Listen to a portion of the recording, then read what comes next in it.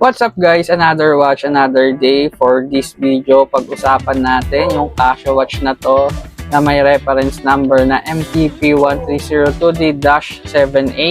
Another Casio watch na naman ang pag-uusapan natin at yung watch na to is nasa series ng fluted na bezel. So for this video, pag-usapan natin tong white dial naman. And napakaganda rin itong white dial na to dahil sunburst dial din siya.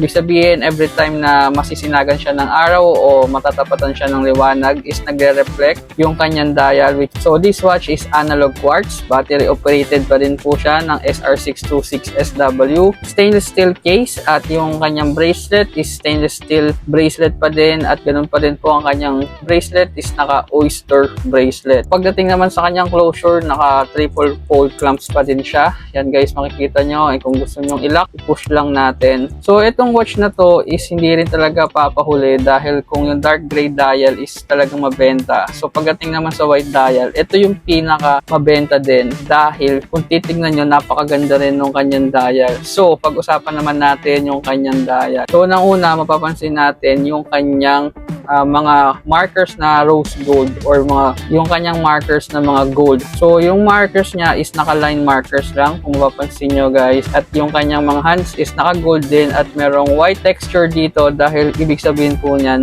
luminous yung watch na to. And meron din po siyang date display, so mahalin tulad talaga to sa date just ng Rolex dahil napakasimple lang ng kanyang dial which is merong date. So ayun yung nagbibigay din talaga ng isang elegant sa watch na to. At syempre yung pinaka binabalik-balikan sa watch na to is itong fluted na bezel. Tingnan nyo naman yan guys, napakaganda din talaga kapag natatapatan ng ilaw dahil kumikinang din talaga yung kanyang mga bezel which is ito nga, fluted na bezel. And this watch is syempre water resistant to at pwede mong malubog sa tubig up to 50 meters. Hindi mo na iisipin kapag umulan or bigla siyang nabasa, hindi ka mag-aalala na baka masira dahil water resistant to guys. Hindi siya nasisira kapag nabasa or nalubog sa tubig. So ayun lang guys for this video. Kung interested kayo sa watch na to, pwede nyo akong i-message sa akin TikTok at pwede rin kayo mag-message sa akin Facebook at ako mismo ang magre-reply sa inyo guys.